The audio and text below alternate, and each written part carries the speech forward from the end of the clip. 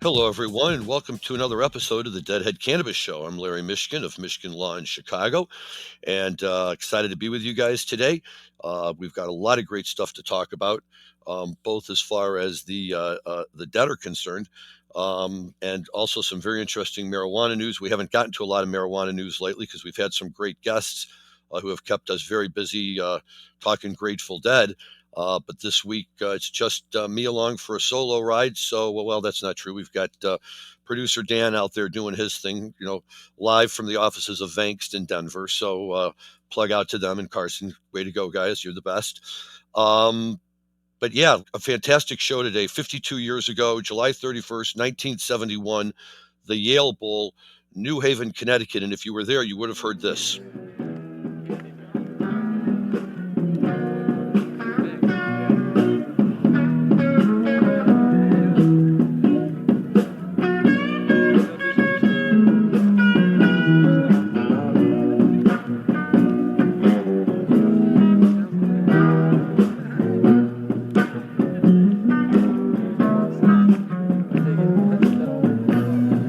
When they come to take you down,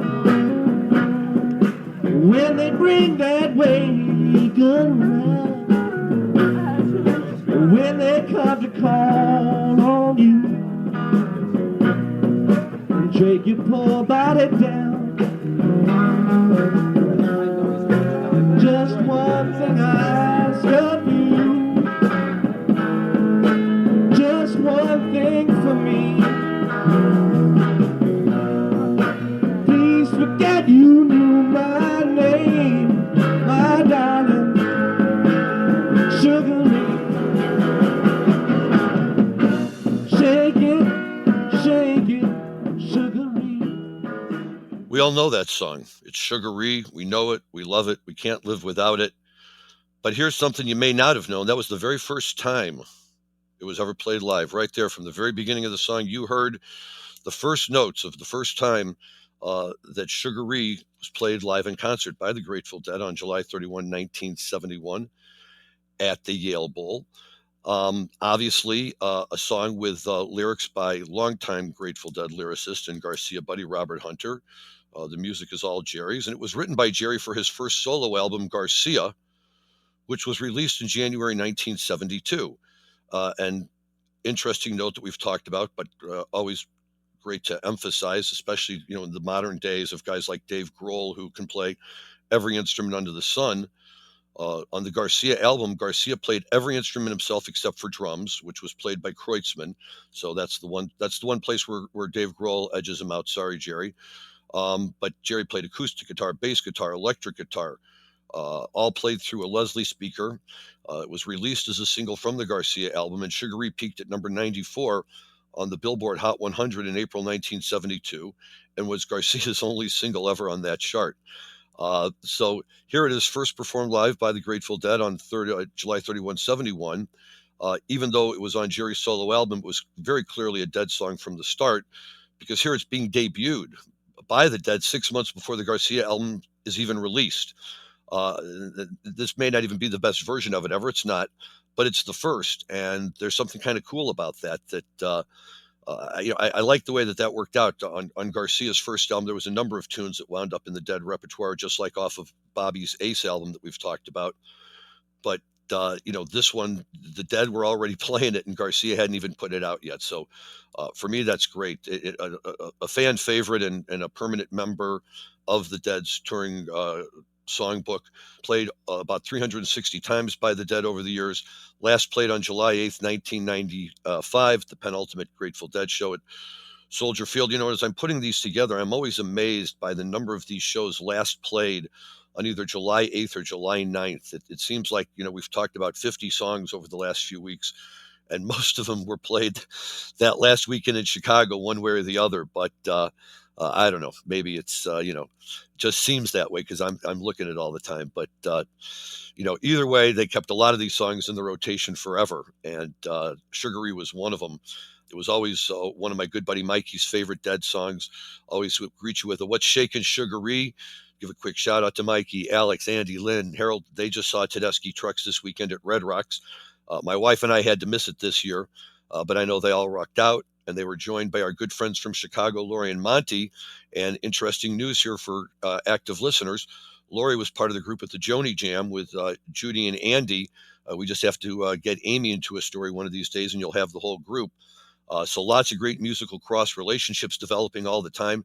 That's why we go to the shows. Well, that and the good music, but all the people we meet and all the people we get to hang out with and all the great things we get to do. So if you're at the Grateful Dead show on July 31st, 1971, you're thinking, wow, this is cool.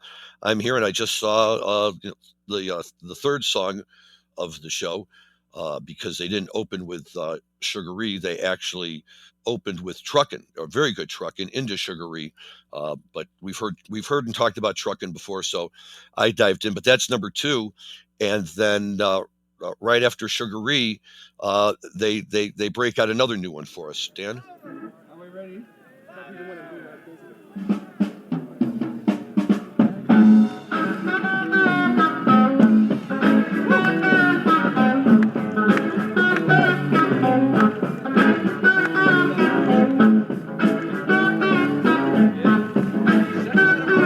I'll take a little powder, take a little salt, put it in my shotgun.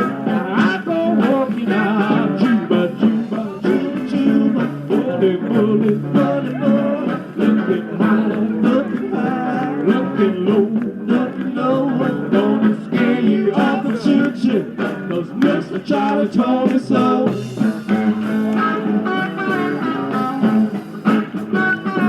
I won't take your life, won't even take a limb. Just load on my shotgun now, check a little skin. Juba, juba, juba, juba, bully, bully, bully, boy. Looking high, looking low, gonna scare you up and shoot you, 'cause Mr. Charlie told me so. Two in a row. Mr. Charlie, third song of the show. This is also a breakout version of this song. First time ever played live by the Grateful Dead, a great pig number. It was played a total of 50 times after this debut. So, you get a two for right off the bat with Sugaree and Mr. Charlie.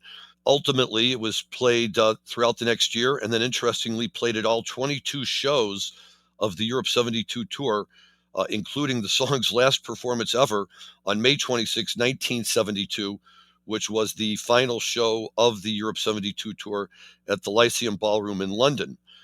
That's kind of a great way if you're at this show to really hear some great stuff. This one was also written by lyrics by Robert Hunter, but this time the music was by Pigpen. It was his song, and his time in the band dwindled.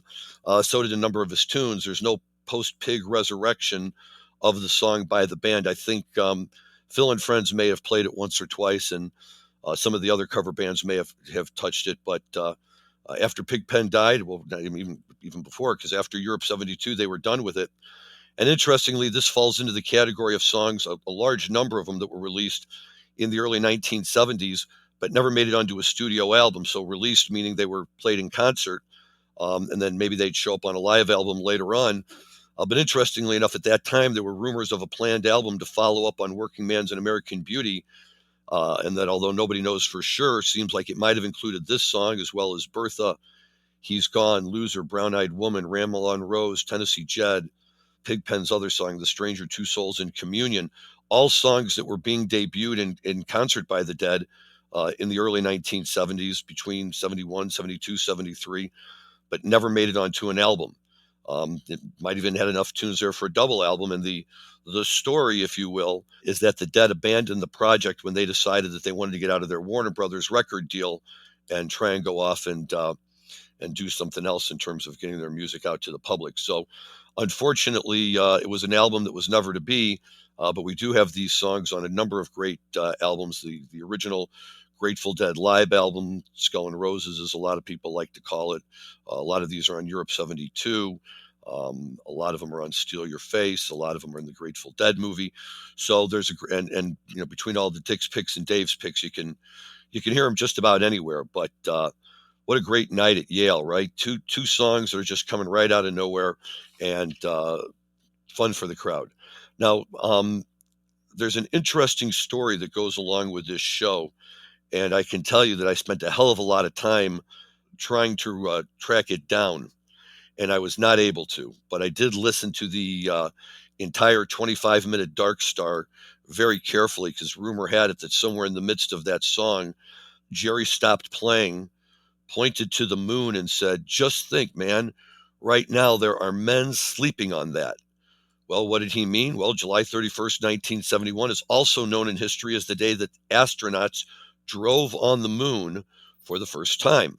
Apollo 15 astronauts David Scott and James Irwin drove the Lunar Roving Vehicle on the surface of the moon. It's the first off-planet automobile ride ever. So Jerry knew what he was talking about. The problem is, I wasn't able to track down Jerry saying it. I can tell you it's not in the Dark Star.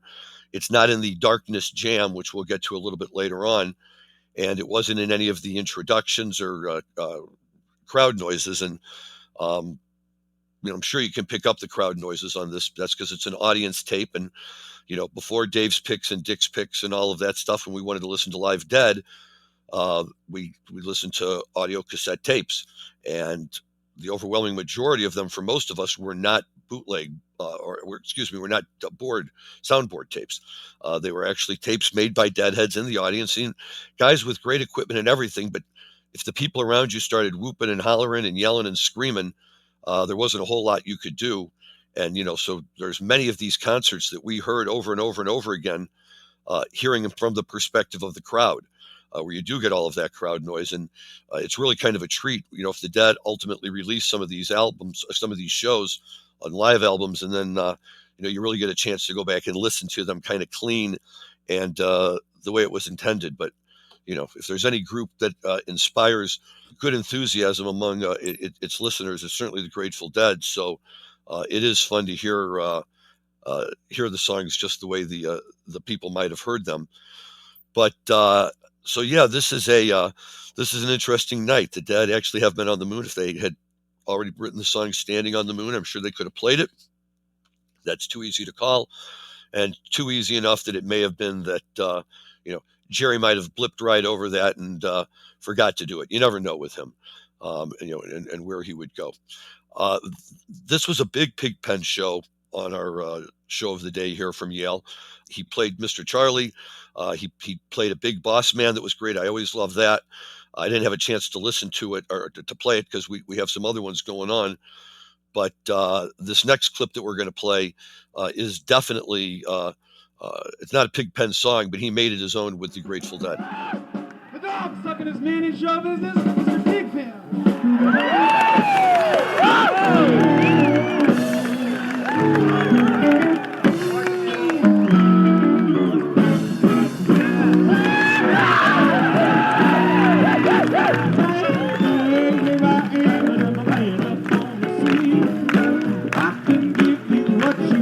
You got to come back. And I've got a whole lot of good old love, but y'all got somewhere in the store. When I get you going and only you got to come back. Well, I can come all the way. Hold on, we got to go. Put that thing in the go. Come on, show love and realize it's all. Get it.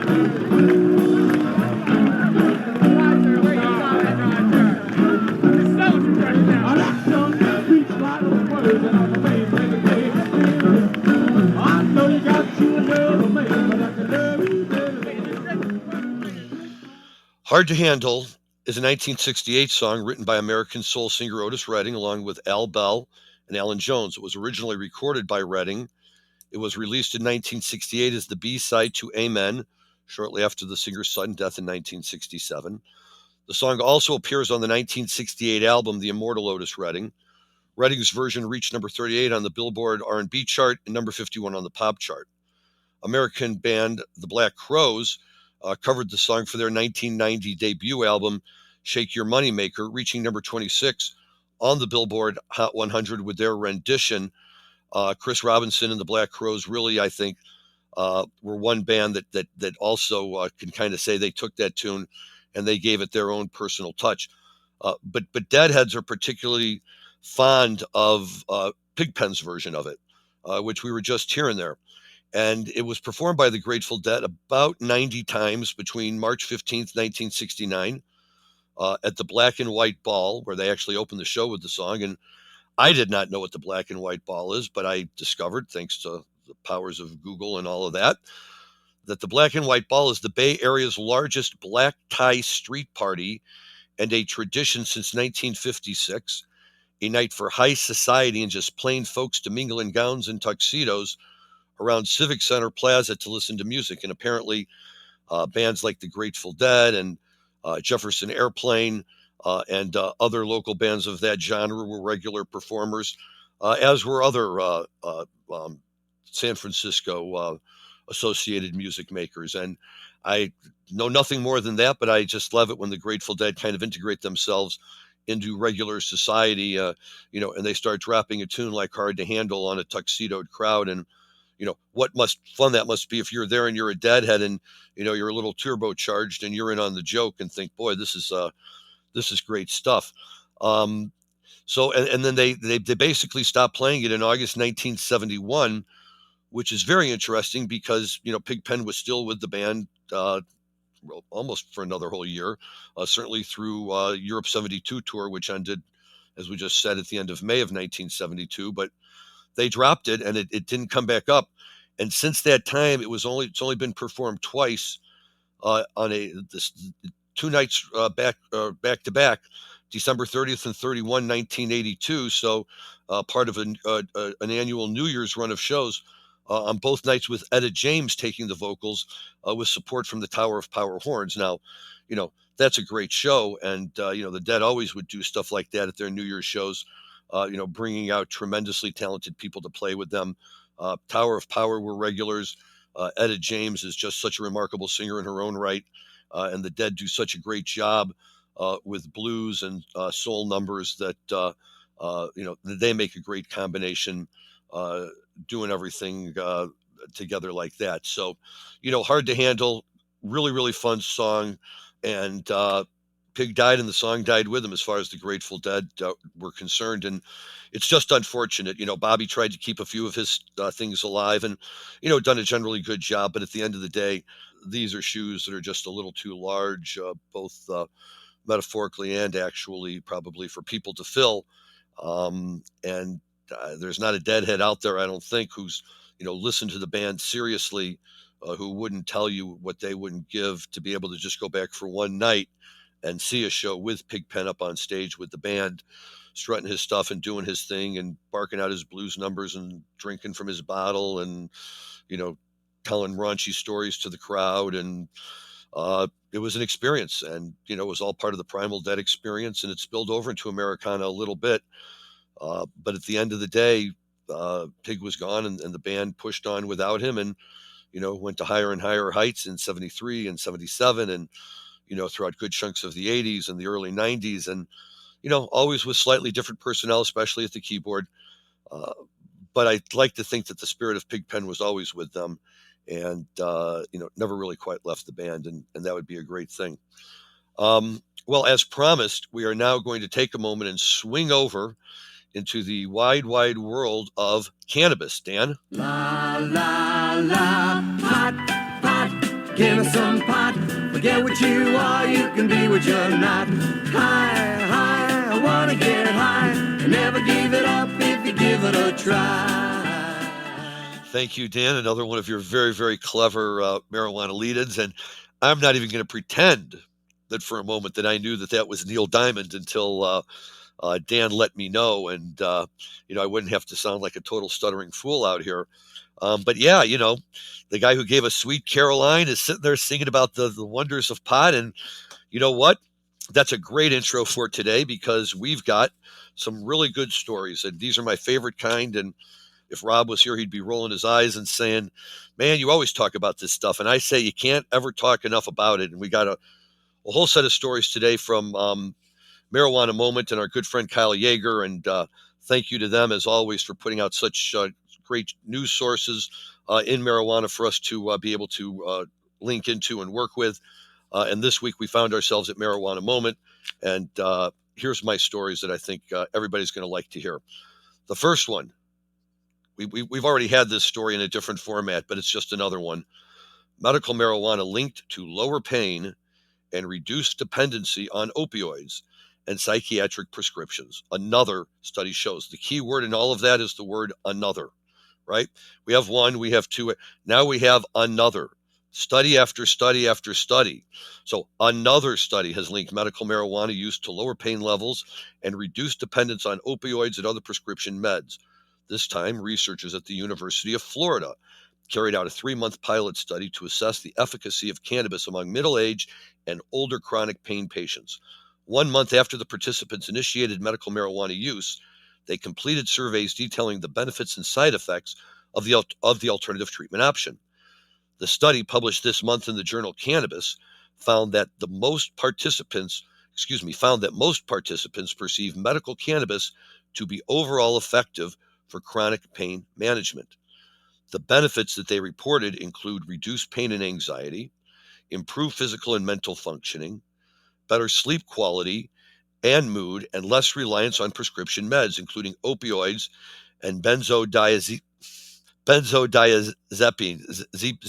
And I'm sorry, my friend Deanie, who knows all these drugs, is going to laugh at me, but I'm even going to try and say it again and just chalk it up to the fact that I'm not a pharmacologist, and so I can't say maybe it's benzodiazepines. How about that? Benzodiazepines. Let's try that and see if I finally got it.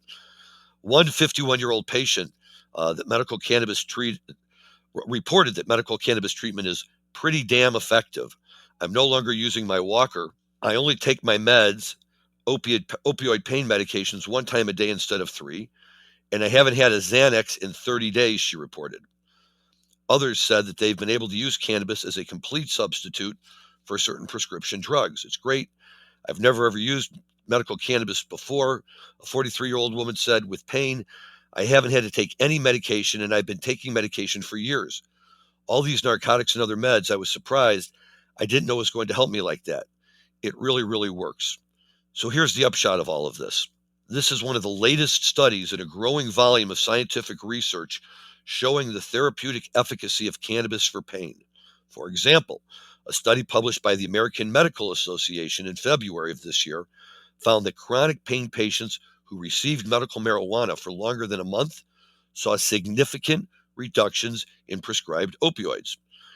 The American Medical Association also released research showing that about 1 in 3 chronic pain patients report using cannabis as a treatment option, and most of that group has used cannabis as a substitute for other pain medications, again, including opioids. State-level marijuana legalization is associated with major reductions in the prescribing of the opioid codeine, specifically, according to a study that leveraged data from the DEA, the Drug Enforcement Administration. So let's just start off by saying, Ross Douthat, go suck eggs again, mister. You and your, it doesn't help anybody. It doesn't work for anybody. This is not just one study. This is another study and another study and another study, all telling us the same thing. So we can either believe it or we can stick our head in the sand. I know there's some people in this country that like to stick their heads in the sand, but other people say, you know what? I'm going to listen. It's been enough. Doesn't mean you have to like it. Doesn't mean you have to use it.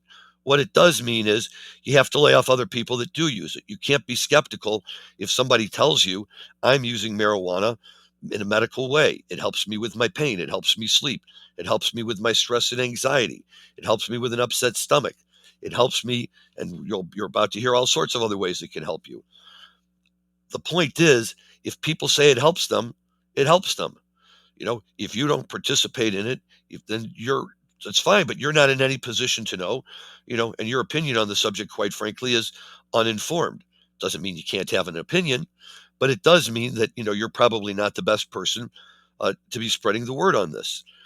Medical marijuana works for so many people. And whether you call it medical marijuana, whether you call it adult use marijuana, and I'm just buying it because I'm self-medicating or because I've gone to a doctor who has prescribed medical marijuana to me, not just written me into a program, but healthcare provider who has specifically treated me with specific strains of marijuana based on my symptoms and my condition, and where I've seen relief from all of that.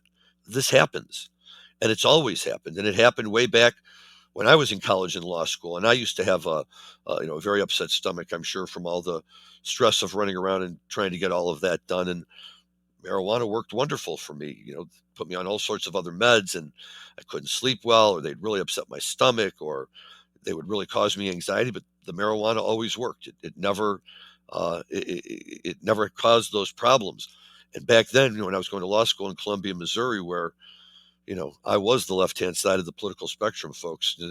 If there wasn't anybody in my law school class in 1987 at the University of Missouri who was any farther to the left than I, and I like to consider myself a somewhat middle-of-the-road kind of guy, certainly liberal on key issues, but maybe not quite as liberal on others. But when you go to school down there, it doesn't take much to make you the left-hand side of that spectrum, and uh, it was always very interesting. But I managed to get through just fine, and uh, marijuana played a significant role in all of that. And I tell that to anybody who wants to hear it. Some people don't, some people do, but facts are facts, and we can't ignore them, we can't wish them away, and that's just the name of the game. Now, if that was just one more positive marijuana story, we'd all say, okay, good, let's get back to the Grateful Dead. However, that's not just the first story. It's the first of three stories that we're going to talk about here. So bear with me on the marijuana side here for a few minutes, folks, because we've got some really good stuff. We're going to get back to our concert in a few minutes with more information about the songs they're playing. A quick update from John Mayer and his final statements on Dead & Co.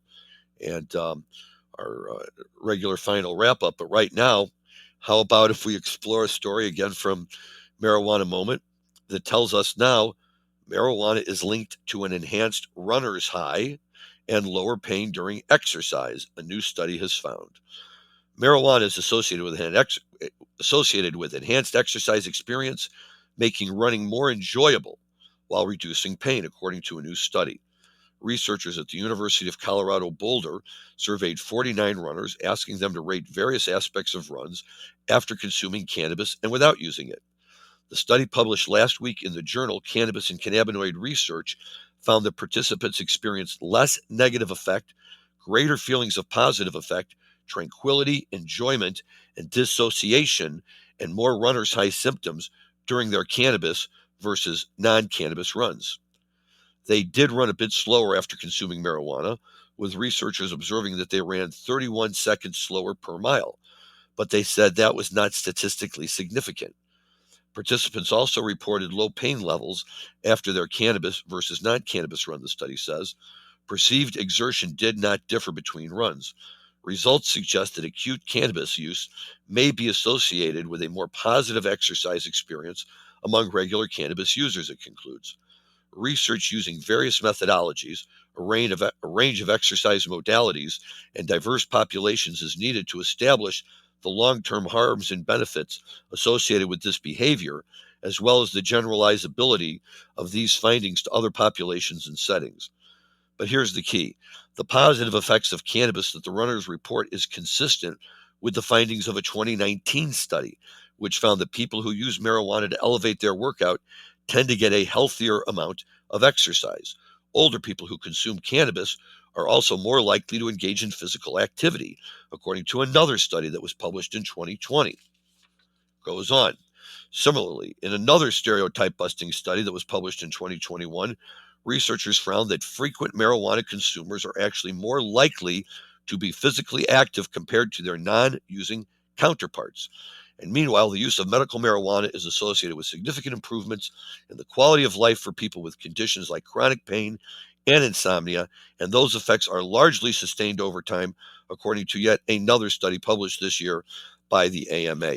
So we're rolling out study after study here. So people who say, "Oh yeah, well I don't believe it," or "Oh yeah, you can prove anything once," no, in fact, everything is proving this. And as I talked about last week or maybe the week before, this is all consistent with studies that go back to Dr. Lester Grinspoon at Harvard in 1984, whose research I relied upon to easily win a debate in my debate class at Michigan my senior year over whether marijuana should be legalized in Ann Arbor.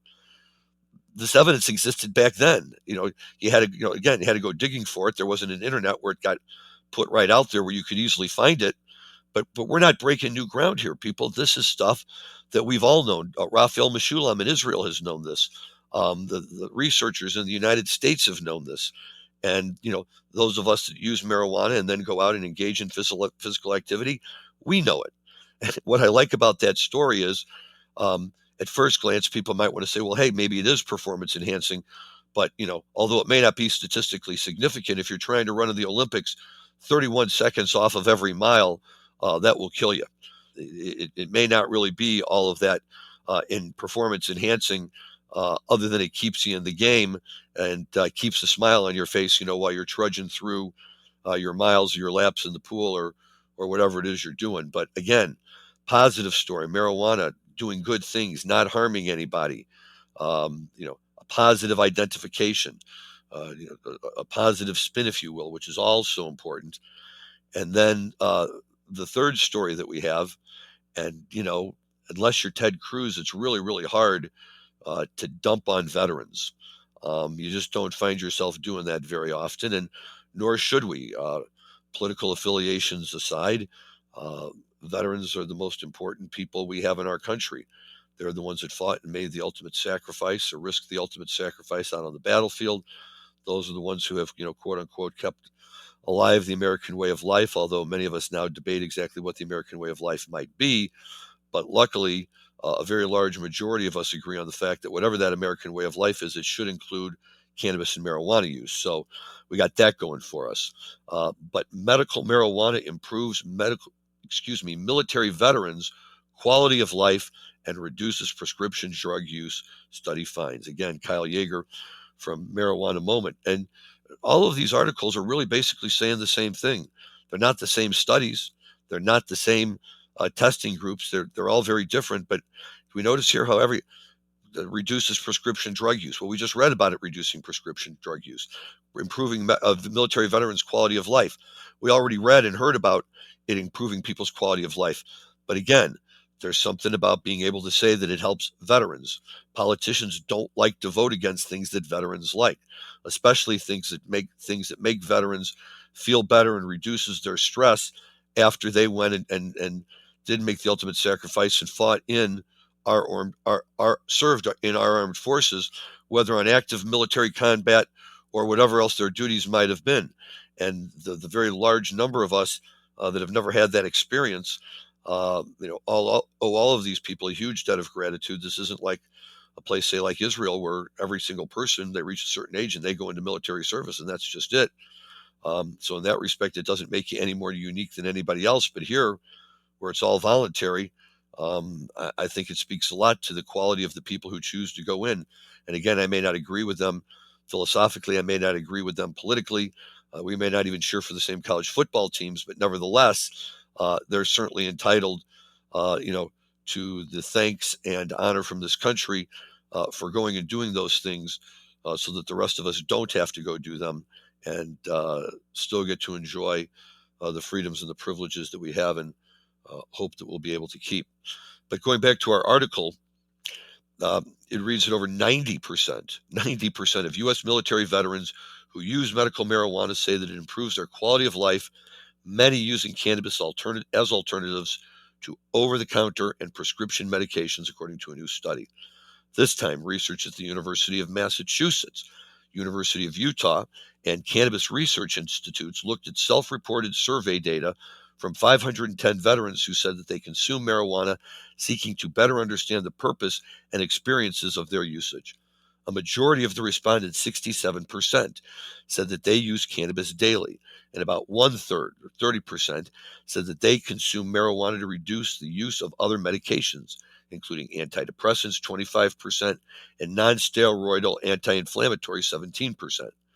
Another 21% said that cannabis has allowed them to reduce their use of opioid-based medications. Overall, 91% of the veterans said that cannabis improved their quality of life. Veterans who were Black and who were female, who served in active combat, and who were living with chronic pain were more likely to report a desire to reduce the number of prescription medications they were taking, the study says. Women and individuals who used cannabis daily were more likely to report active use of cannabis to reduce prescription medication use. Medical cannabis use was reported to improve quality of life and reduce unwanted medication use by many of the study participants. The present findings indicate that medicinal cannabis can potentially play a harm reduction role, helping veterans to use fewer pharmaceutical medications and other substances. There's particular interest in studying the possibilities of cannabis as a treatment option for veterans, as the population disproportionately suffers from post traumatic stress disorder and high rates of suicide. A 2019 survey from Iraq and Afghanistan Veterans of America found that 20% of veterans have used marijuana for medicinal purposes, while 66% have consumed cannabis for recreational purposes. As far as the medical side goes, veterans are able to speak with doctors at U.S. Department of Veteran Affairs about their use of cannabis, but, and here's the killer, the doctors remain prohibited from filling out the forms required to issue a medical cannabis recommendation in a legal state.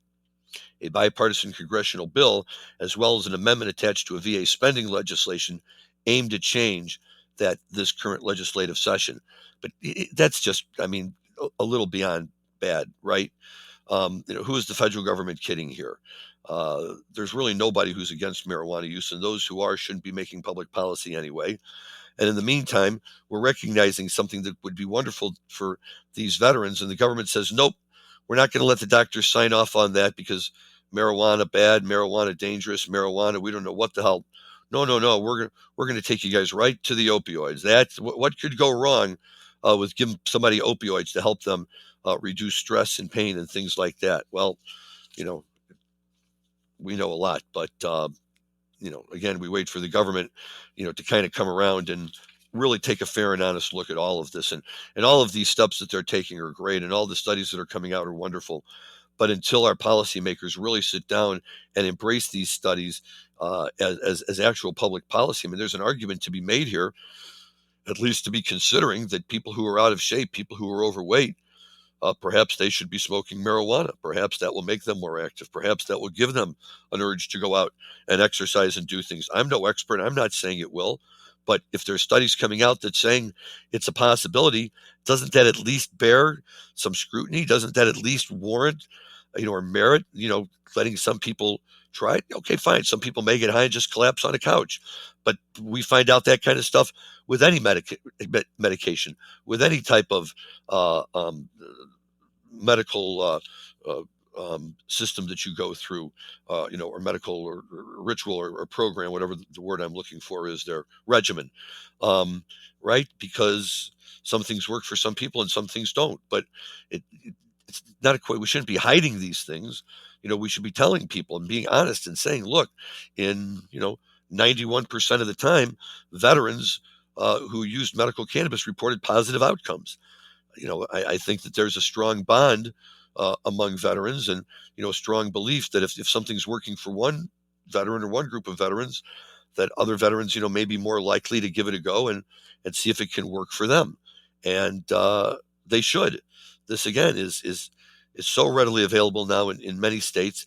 Those states where it's not, it should be made readily available because of studies like these, and because if we're not out to really try and focus our efforts on protecting our veterans, then in all honesty, who are we really trying to protect at this point?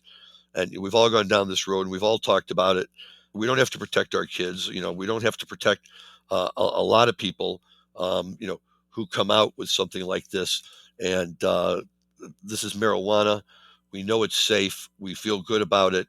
And, I would hope that everybody moves forward and allows these kind of things to happen in a way where everybody can benefit, whether this is a question of the way that you like to relax, or whether it's a way that you like to medicate yourself, and whatever it might be. So at any rate, lots of good stuff going on there, and stuff that's always fun to talk about and very positive, and I'm very happy to see it. Not a whole lot more happening yet on the bank bill. Not a whole lot more happening on federal legalization. But these types of studies help move those efforts forward, because I really do believe it becomes harder and harder, for the government to really be able to just ignore it after a while. If you've got things that help veterans, why aren't we doing it? And I don't want to hear extremists in either party, coming out and trying to push back as well. We don't want to encourage drug use. We don't want to encourage that. We encourage drug use, folks. If they're going to prescribe Xanax and these drugs that I can't even pronounce to these guys, and marijuana will accomplish the same thing and is safer. It's like, why would you tell your kids to drink alcohol when they can smoke marijuana at school, right? The old one will kill you, one won't. Let's recognize this. Let's not be scared off by marijuana just because it's marijuana. I hope I'm preaching to the choir here, but if anybody's listening who's not entirely sold on this prospect yet, get with it and read the data and read the research and see why it's such an important way to go. And then you'll go out and as you read more and more of these articles, it just brings a smile to my face. Another study, another study, another study. We can never have too many of them. Back to the Grateful Dead on July 31st, 1971 at the Yale Bowl in New Haven, Connecticut. And, how great is that the Grateful Dead are out there playing at certainly one of the most prestigious institutes of higher education in this country. And, Yale College or Yale University would never have wasted its time with a guy like Larry Mishkin for sure. Rob Hunt, on the other hand, probably could have written his own ticket there. And Dan Humiston, I'm just surprised that he didn't. But, that's their loss. But I do know actually a couple of people who have gone through Yale. My cousin Rachel in Chicago is an Eli, a Yale graduate. And hats off to her for that. Congratulations. Cousin Rachel might also be known to regular listeners of this show as the younger sister of cool cousin Brent, who did not go to Yale, I'd like to point out. So this was something that his sister was able to accomplish. None of the other grandchildren on that side of the family were ever quite up to that standard. But I know that she keeps in touch with the school and always likes to know what's going on out there.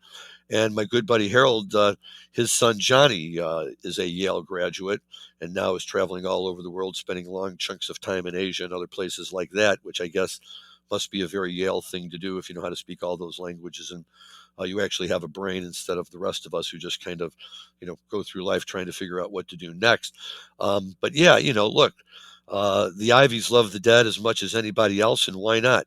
The Dead would go out there and shake them around, and everybody has a good time with it. And, if you've ever been to any of those colleges that make up our wonderful Ivy League, you will know or you will find that there are many, many students there who are very happy to tie one on, as they say, with whatever substance happens to be available at the moment. And many of them will turn on the Grateful Dead. And just as a quick throw in, there was another article that I didn't have time to get to, but is now saying that based on polls they've been taking, your likelihood of becoming a deadhead is irrespective of whether you're a Democrat or a Republican. And on the one hand, I think that's kind of cool. On the other hand, I want to say to them, good, you love the Grateful Dead, so what the hell is wrong with you the minute you walk away from the music?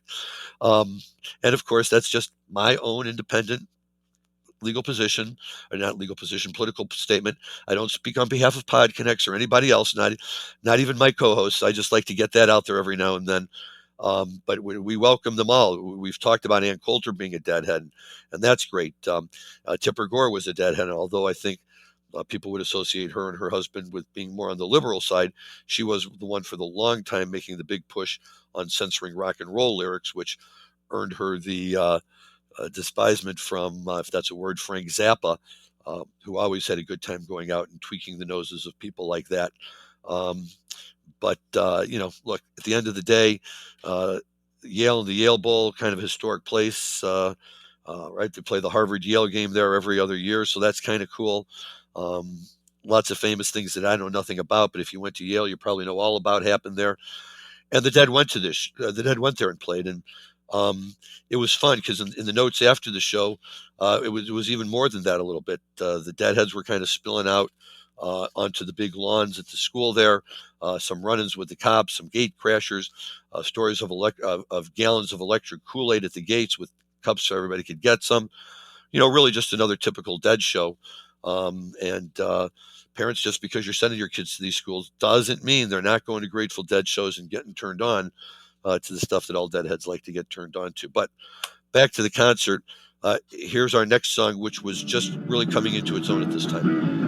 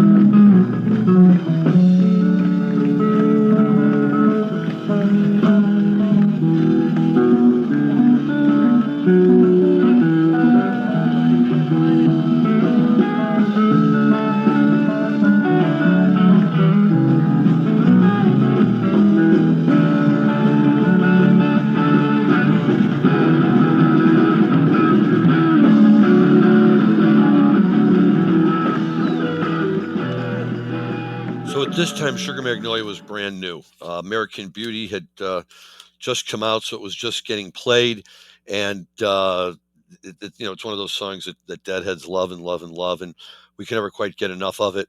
A Bobby Weir tune, but it was on American Beauty, and it was early here. But the part that I liked about it, and the part that I picked here was primarily a musical jam. Um, because I think it's so wonderful. I think you could tell from the crowd reaction that they loved it too. We all know the lyrics, but this is the kind of jamming that made this a dead standard and a favorite among Deadheads. The version is still early enough that actually it appears basically in the middle of the second set, not yet having moved to its almost permanent spot as a second set closer. Although for those occasions when they open up a show or maybe even a second set with a Scarlet, with a Sugar Mag, and then would save the Sunshine Daydream to close out the show at the end and kind of put a nice sandwich around everything. But most of the time, it was the show closer. And the notes from the Deadheads mentioned this as one of the highlights for them. And we as Deadheads, always loved this. Nobody liked walking out of a show at the end, and nobody liked hearing, oh no, this song we know from experience this is the last tune, and then this is all done. But when it was Sugar Magnolia, you were almost kind of looking forward to that last song because you had that little bit of energy left, and they'd get out there and they'd jam it just like this. And it was one of those songs that over the years there might be subtle changes here and there, but it was basically always the same song, played more or less the same way. And as far as I'm concerned, that was perfect. It was the way the song was intended to be played. Um, it is a great, great tune, and always been one of my favorites. If I'm going to a Dead show and I want to see one song, and I want to see 5 songs, Sugar Magnolia will almost always be on my list. And I will say, but I want it at the end, darn it, because that's where I'm used to having it. Again, yes, if you're there one night and they yank it out and they open the show with it or something, that is cool because it is different, and I do enjoy that too. But otherwise, very very happy with it as a show closer, and apparently they are too. So that's a wonderful version of Sugar Mag. Now this next one that we're going to play is interesting, and you'll be forgiven if you don't immediately recognize it, and if you do recognize it, then you should pat yourself on the back because you're quite a Dead aficionado. So let's hear this one.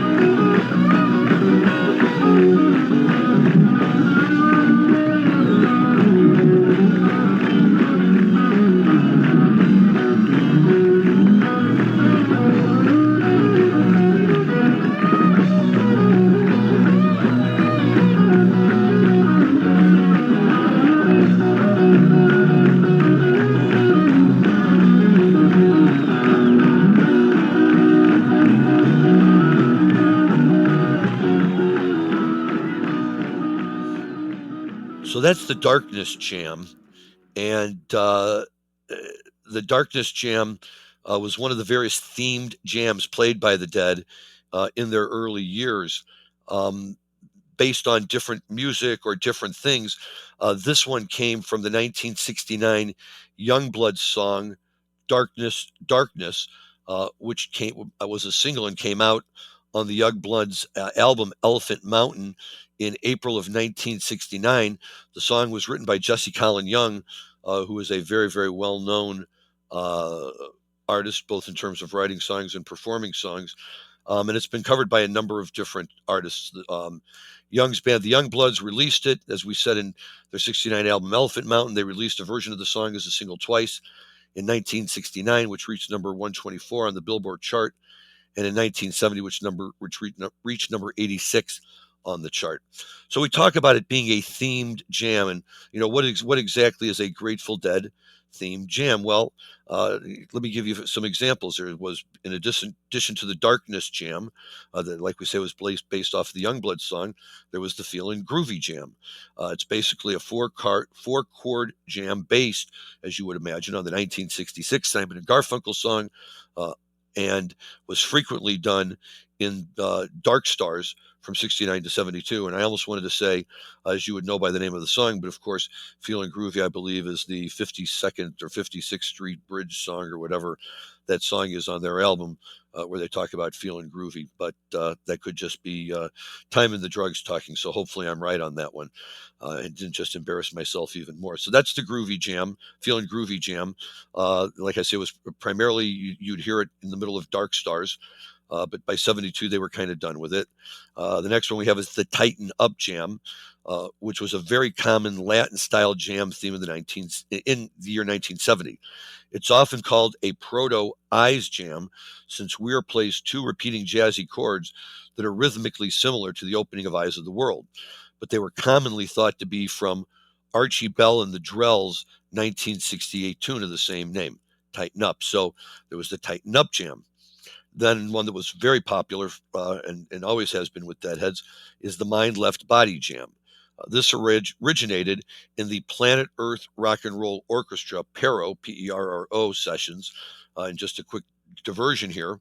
The Planet Earth Rock and Roll Orchestra is a nickname given to some artists who recorded together early in the 1970s. They were predominantly members of Jefferson Airplane, the Grateful Dead, Quicksilver Messenger Service, and Crosby, Stills, Nash and Young. And here you can hear an early faster version of the four descending chords. Paul Kantner took this riff for his 1973 song, Your Mind Has Left Your Body, on which Garcia played pedal steel. Garcia, in turn, adopted it into a Grateful Dead theme, which first showed up on occasion in 1972, but started regularly entering the jams in the fall of 73. It added a transcendental feeling to many shows up through 1974. And then finally, and I only say finally because I'm just limited on time, because there's many more of these that we could kind of go on and on about. But we have the Spanish Jam, and Bob Weir based the Spanish Jam on the song Solea on the Miles Davis album Sketches of Spain, sometime in late 1967, when the Dead started recording Anthem of the Sun, their second studio album. As was a little bit of the Spanish Jam actually got on the album in the form of a short Davis-flavored trumpet break from Phil in the middle of Born Cross-Eyed after the verse, think I'll come back here again every now and then from time to time. For a moment, it seems like Garcia and the band are about to break into the Spanish Jam, but they quickly cut back to the song. So we have these theme songs. The significance of the Darkness Jam this night on July 31st, 1971, is that this was it. This was the last time they actually, this was the last time they played it. And no explanation for why. It wasn't one that they played a whole lot of times, maybe 5 or 6 times, I think I saw when I was looking it up. But it's a really cool jam, and would definitely recommend checking it out and checking out any of these jams. You go online, and there's all sorts of blog posts where people go through all of these different jams and not just explain them, but give citations and links to actual performances, so you can, hear the Dead playing it and be more able to better understand what these guys are talking about when they're writing about these jams. But just part of the fun of going to a Grateful Dead show, and Darkness Jam is always fun to play in a situation like this. Before we launch out of here today and play our song we're going to go out on, I just want to touch on something that I thought that I saw. My wife actually sent it to me as well, and it's a brief quote or set of quotes from John Mayer when he was speaking with the media after the final night of the Dead & Co. tour, playing their last night out at Oracle Park, where the Giants play ball out in the Bay Area there. And, quite poignant, I think, and they say maybe even a little emotional for John. He said, these tours with Dead & Company exist on an almost otherworldly plane. Everyone on stage and in the crowd meets up in this shared dream, and on the last night after the final note is struck, we leave it all on the stage. We bow, we hug, we share our love for one another, and then we disappear. I fly through the dead of night and wake up at home where my ears ring, my heart sings, and I'm left with this mix of fatigue, joy, accomplishment, and deep appreciation for what I was able to be a part of, Mayer shared. I can feel the connected collective experience of thousands of others who wake up feeling the same. I'll never get over the profound beauty and uniqueness of this, and will never in our lifetime see the likes of Bob Weir, Mickey Hart, and Bill Kreutzmann playing beyond all perceived limitations and expectations. It's nothing short of remarkable. Thank you, one and all, for allowing me a seat on this transcendent ride. And then he goes on to say, for me, Dead and Company is still a band. We just don't know what the next show will be. I speak for all of us when I say that I look forward to being shown the light, being shown the next shaft of light. I know we will all move towards it together.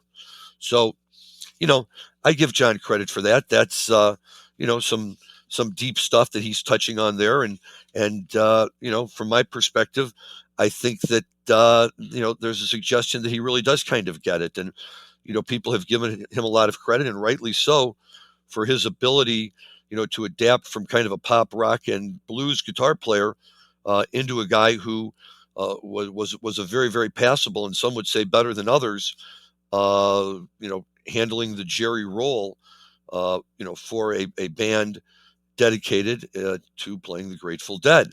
So, it certainly sounds like he got it, and it certainly sounds like it's something that really registered with him. And, hearing that, I think, makes all of us feel a little bit better too. Uh, you know, yes, it's easy for us to, to point fingers at whether or not we like John, but John has every right to point those fingers right back. And if he didn't really enjoy the experience, if he didn't like playing with the guys, if he didn't really feel welcomed by the Deadheads, then my thought is he would be less inclined, to be, uh, thinking about wanting to come back, and therefore, you know, saying, quote unquote, all the right things. I'm not saying he's saying this for any other reason other than that he really means it. But I do think it's good to hear, and I'm happy he spoke and said that. My understanding is that Mickey and Bob have both had very complimentary things to say, and even Billy out there is, trying to stay positive with everything. And I just read their cues. If they're all happy, then I'm happy. I have lots of great Grateful Dead music to listen to. I was telling Dan on the way into my office today, I had to sit in my car an extra 5 minutes after I got to the parking lot because the morning dew from 5877 at Barton Hall came on. And boy, we've talked about that show a lot. And we've played it, and we've played that morning dew. And, Jim Marty and I, the first time it was featured on this show, and it just kind of puts you in a stunned silence no matter how many times you've heard it. And, it's like if there's a movie that captures your attention and you can't walk out on, if you step into that morning dew anywhere. If you're getting out of a taxi cab, you have to tell the driver, "Dude, I'm going to be in your cab for another 3 minutes here. I can't walk out of the middle of this guitar solo," and nobody wants to. It's just wonderful, uh, wonderful to hear, and wonderful, uh, that everything that the band does. And for me, it's great and it's fun, and I love being able to once a week focus on this. When I get to do it solo, when I'm blessed to have Rob around and tap into all of his knowledge and experience, and certainly when I get to tap into the knowledge and experience of my big world of Deadhead buddies who are out there, who I've named some of them from time to time, and will keep naming them, and guys from whom I never stop learning and always enjoy meeting up with to see Grateful Dead music. So on the way out the door here today, we're going to listen to a very early version of an all-time classic, already a crowd favorite. You can hear the clapping and sing along. You can never go wrong with Uncle John's band anywhere, especially at the end of a show. Although here they actually closed out with Johnny B. Good, no encore, which was typical for that time. But when I hear that, I just think of Johnny B. Good as an encore anyway, probably because that's where we heard it so many times. Um, but Uncle John's Band is one that everyone can relate to. If there's one or two Grateful Dead songs people know the words to, this is one of them. And of course, it has the self-deprecating humor, of oh, what I want to know, how does the song go, which we all laugh because inevitably, at least once per performance, somebody in the band steps up to the microphone and jumps in on the wrong verse or the wrong line, and everybody just at this point kind of smiles and goes along with it. And it's a lot of fun. But you'll hear the crowd really loved it. A great way to wind down a show and lead into the conclusion of the show. And with that, we say thank you and goodbye to Yale from July 31st, 1971. Thank you and goodbye to everybody who listened this week. I'll be back next week with more great stories about the Grateful Dead, more wonderful stories about marijuana with Dan's fun introduction music, and other good stuff that we always have to talk about. We appreciate you listening. Stay safe and enjoy your marijuana responsibly. Thank you.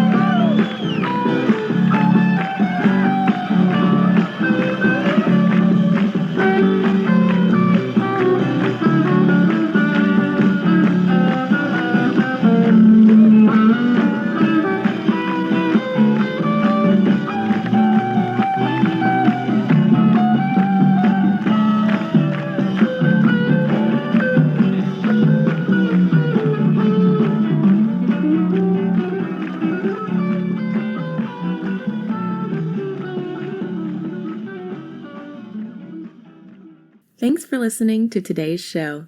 To check out more great cannabis podcasts, go to PodConx.com. Here's a preview of one of our other shows. Hey guys, Montal here, inviting you to check out my podcast, Let's Be Blunt with Montal, where we have candid conversations about everything cannabis. We have over 250 episodes in our library, and a new show drops every single Thursday. So be sure to subscribe, and if you like what you hear, make sure you leave us a review.